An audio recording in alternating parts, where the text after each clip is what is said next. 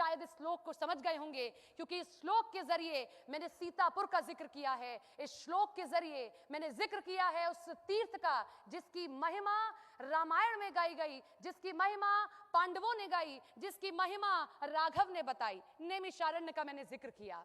नैमिषारण्य वो जगह, कहते हैं कि तीर्थों में कोई बड़ा तीर्थ है जहां आपको मुक्ति चाहिए तो वो नैमिषारण्य ही है, जहां रघुवर आए सीता मैया के साथ और ब्रह्म हत्या का अपना पाप मिटाया, जहां पांडव आए और यहीं पर पूजा की, जहां भगवान विष्णु का चक्र गिरा और तभी यहां पर चक्र तीर्थ स्थल बना है। आज उसी जगह पर हम मौजूद हैं और ये हमारा खास कार्यक्रम हम बनारस में करते हैं, हम लखनऊ में करते हैं, हम आगरा में करते हैं और इस खास कार्यक्रम उत्तर प्रदेश की बात के जरिए हम ये जानने की कोशिश करते हैं कि हर एक जिले में न केवल सरकार बल्कि वहां रहने वाले व्यापारी, वहां रहने वाले साधु संत, वहां रहने वाले तमाम लोग क्या सोचते हैं, क्या कहते हैं और उस जिले के हिस्से क्या कुछ आया है। आज सीतापुर में हम हैं, इस पावन धरती पर हम हैं, इस तीर्थ स्थल पर हम हैं, यही जानने की कोशिश करेंगे कि आखिर सीतापुर, राघव की नगरी, नैमिषारण्य की नगरी, क्या आया है इसके हिस्से। चलिए मैं कार्यक्रम की शुरुआत करती हूं और किसी भी कार्यक्रम की शुरुआत हो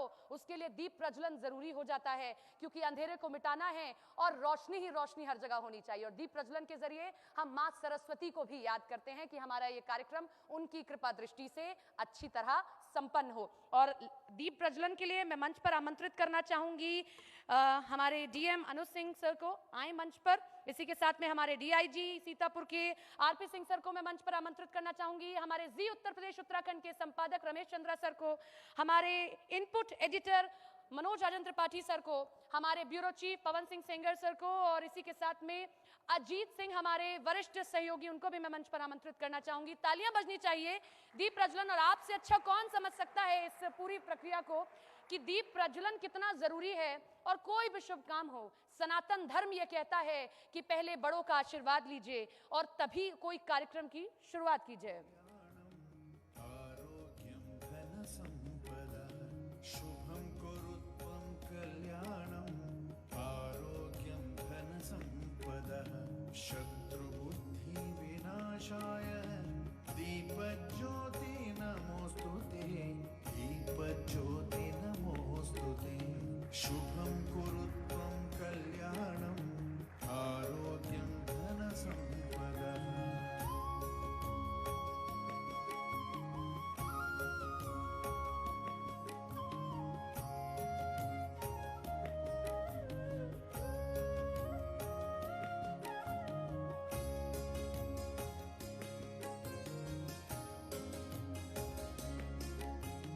दीपज्योतिः परब्रह्म, दीपज्योति जनार्दनः, दीपज्योतिः परब्रह्म, दीपज्योति जनार्दनः। बहुत बहुत शुक्रिया आप सभी का। अनुज सर और आरपी सर से मैं रिक्वेस्ट करना चाहूंगी वो मंच पर ही रहें और हमारे जी उत्तर प्रदेश उत्तराखंड के संपादक रमेश चंद्रा सर मंच पर रहें।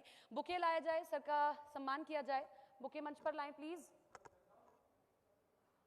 तालियां बजाइए। यही आपके प्रशासनिक अमले के मजबूत पिलर हैं जो आपके जिले को आगे लेकर जाएंगे। अनुज सिंह जिलाध्यक्ष और इसी के साथ में DIG RP Singh. Thank you sir. Sir मैं रिक्वेस्ट करना चाहूंगी आपसे कि अभी अभी सब कुछ बदला है, प्रशासनिक अमले में बड़ा फेरबदल देखा, 2 शब्द आप हमारे इस कार्यक्रम के लिए और सीतापुर के लिए।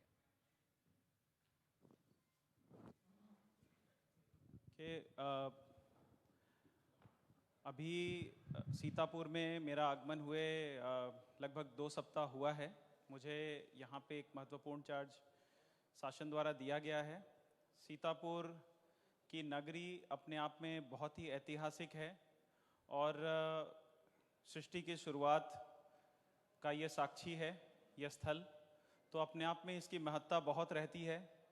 और मेरा पूरा प्रयास रहेगा कि सीतापुर में जो नैमिषारण्य है उसके उत्थान के लिए, उसके विकास के लिए, जैसा कि हमारे माननीय मुख्यमंत्री जी की और शासन की मंशा है, उसके अनुरूप हम उस कार्य को आगे बढ़ा सकें। इसके साथ ही साथ सीतापुर में उद्योग के विकास को भी लेके काफ़ी यहाँ पे स्कोप है, काफ़ी यहाँ पे संभावनाएं हैं, तो उसके लिए भी विशेष प्रयास किया जाएगा कि यहाँ पे उद्योग आएँ, यहाँ पे व्यापार आएँ और यहाँ पे जो नौकरियां हैं उसको यहाँ के लोगों को सीतापुर में ही उपलब्ध हो। यहाँ पे दरी का व्यापार भी सीतापुर की पहचान है, यहाँ का 1 डिस्ट्रिक्ट 1 प्रोडक्ट भी है, उसमें भी अनंत स्कोप हैं, अनंत संभावनाएं हैं, उसको भी हम आगे बढ़ाएंगे। इसके साथ ही साथ सीतापुर में जो स्वास्थ्य की सुविधाएं हैं, अच्छी प्राथमिक शिक्षा है, सरकारी शिक्षा है, उसको भी यहाँ के बच्चे बिल्कुल कॉन्वेंट जैसी शिक्षा अपने स्कूलों में प्राप्त कर सके, हम उसके लिए भी यहाँ पे अथक प्रयास करेंगे। काफ़ी कार्य हुआ है और उस कार्य को हम यहाँ पे आगे बढ़ाने का जिम्मा हम लोग इसको उठाएंगे। और मेरा भरोसा है कि आगे आने वाले दिनों में हम सीतापुर के नागरिकों की और सीतापुर के जनवासियों की जो आकांक्षाएं हैं, हम उस पर खड़ा उतरेंगे। धन्यवाद। सर, 2 शब्द आपकी ओर से भी।